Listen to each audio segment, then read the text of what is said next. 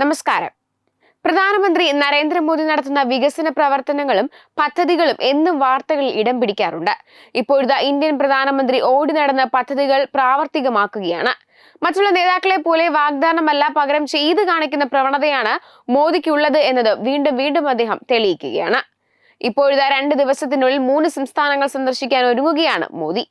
ബീഹാർ, ഒഡീഷ, ആന്ധ്രാപ്രദേശ് എന്നിവിടങ്ങളിലെ പ്രത്യേക പരിപാടികളിൽ അദ്ദേഹം പങ്കെടുക്കും.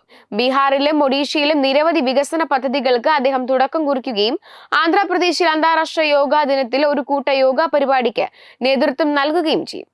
ഇതാണ് വിവരം. ഇന്ന് ബീഹാറിലെ സിവാനിലും ഒഡീഷയിലെ ഭുവനേശ്വറിലും പൊതുയോഗങ്ങളെ പ്രധാനമന്ത്രി നരേന്ദ്രമോദി അഭിസംബോധന ചെയ്യും. ഒഡീഷയിലെ BJP സർക്കാരിന്റെ 1 വർഷം പൂർത്തിയാകുന്നതിന്റെ ഭാഗമായി സംഘടിപ്പിക്കുന്ന സംസ്ഥാനതല ചടങ്ങിൽ പ്രധാനമന്ത്രി അധ്യക്ഷത വഹിക്കും.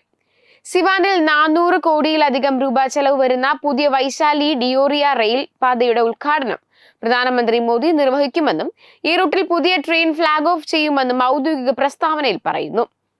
ഈ വന്ദേ ഭാരത് ട്രെയിൻ പട്ലിപുത്രയ്ക്കും ഗോരഖ്പൂരിനും ഇടയിൽ മുസാഫർപൂർ ബെട്ടിയ വഴി സർവീസ് നടത്തും. കൂടാതെ make in India, make for the world എന്ന തന്റെ ദർശനത്തിന്റെ ഭാഗമായി റിപ്പബ്ലിക് ഓഫ് ഗിനിയയിലേക്ക് കയറ്റുമതി ചെയ്യുന്നതിനായി മൽഹൌറ പ്ലാന്റിൽ നിർമ്മിച്ച അത്യാധുനിക ലോക്കോമോട്ടീവുകൾ പ്രധാനമന്ത്രി മോദി ഫ്ലാഗ് ഓഫ് ചെയ്യും. ഈ ഫാക്ടറിയിൽ കയറ്റുമതിക്കായി നിർമ്മിക്കുന്ന ആദ്യത്തെ ലോക്കോമോട്ടീവാണിത്.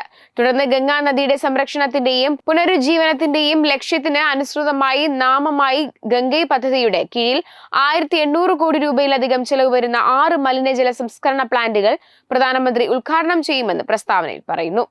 ജലവിതരണം, വൈദ്യുതി, അടിസ്ഥാന സൗകര്യങ്ങൾ എന്നിവയുമായി ബന്ധപ്പെട്ട നിരവധി പദ്ധതികൾക്ക് പ്രധാനമന്ത്രി നരേന്ദ്രമോദി തുടക്കം കുറിക്കുകയും 53,600-ലധികം ഗുണഭോക്താക്കൾക്കുള്ള പ്രധാനമന്ത്രി ആവാസ് യോജനയുടെ ആദ്യ ഗഡു വിതരണം ചെയ്യുകയും ചെയ്യും.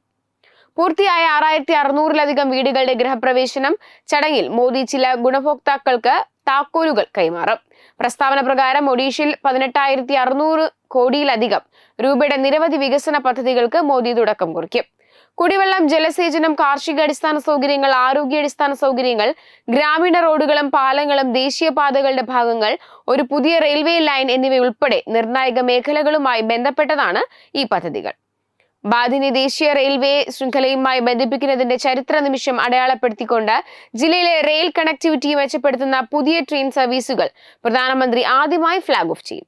ആധുനികവും പരിസ്ഥിതി സൗഹൃദവുമായ നഗര മൊബിലിറ്റി ശൃംഖലയെ പിന്തുണയ്ക്കുന്ന ക്യാപിറ്റൽ റീജിയണൽ അർബൻ ട്രാൻസ്പോർട്ട് സംവിധാനത്തിന് കീഴിൽ 100 ഇലക്ട്രിക് ബസ്സുകളും പ്രധാനമന്ത്രി ഫ്ലാഗ് ഓഫ് ചെയ്യും.